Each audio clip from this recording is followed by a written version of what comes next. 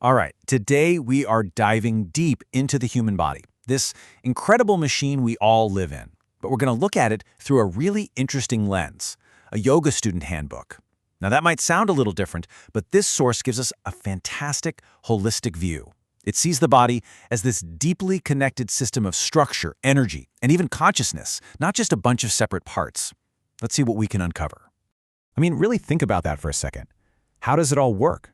Your heart's beating, you're breathing, you're processing what I'm saying, all at the same time, without you even trying.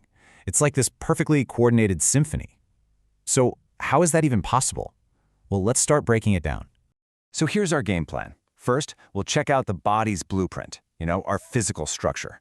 Then we're going to trace the energy highway that fuels the whole operation.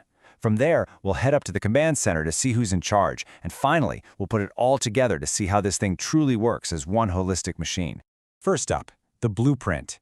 This is all about the physical framework, the stuff that gives us our shape and lets us actually move around in the world. And that means we're talking about our skeleton and our muscles. Okay, let's start with the absolute foundation, the skeleton.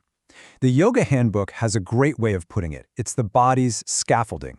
It's this amazing, rigid framework that our muscles attach to, that protects all our important organs, and that, literally holds us all together. And get this, it's not just one solid piece. The adult human skeleton is actually made up of 206 different bones, all pieced together. And they're not just random. They're organized into two main groups. And here they are. First, you've got the axial skeleton. Think of this as your body's core, your skull, your spine, your ribs. Its main job is protection. Then you have the appendicular skeleton. That's all your limbs, arms, legs, and the girdles that attach them to the core. This is the part that's really built for getting around. Of course, bones are just the frame. The muscles are what create all the motion. And the big difference here is what we can and can't control. Skeletal muscles are voluntary. We decide to use them to walk, or lift something, or talk. But smooth and cardiac muscles, they're totally involuntary. They just work tirelessly in the background, pumping our heart, digesting our food, keeping the whole internal show running without us giving it a single thought. So, we've got a framework and we've got the engines to move it. But what's fueling this machine? Well, that brings us to section 2, the body's incredible energy highway.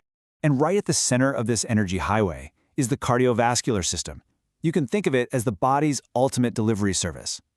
It's this huge, complex web of blood vessels that carries everything vital, like oxygen and nutrients, to every single cell, and then it hauls away all the waste.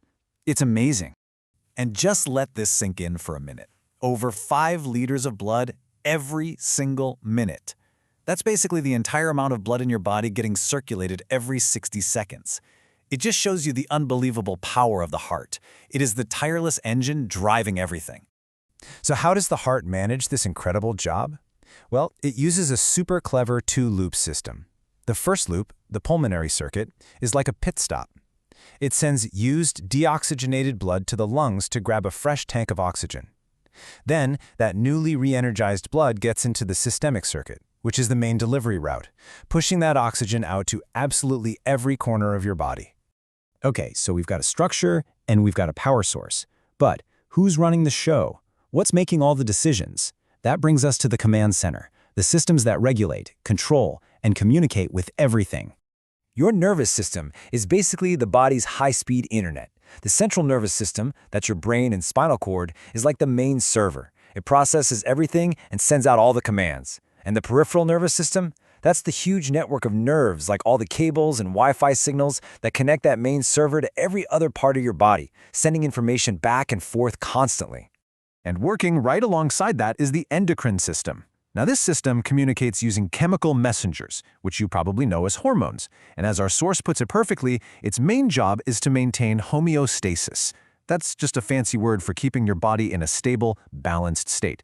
It's constantly making tiny adjustments to regulate your metabolism, your growth, your mood, just keeping everything running smoothly.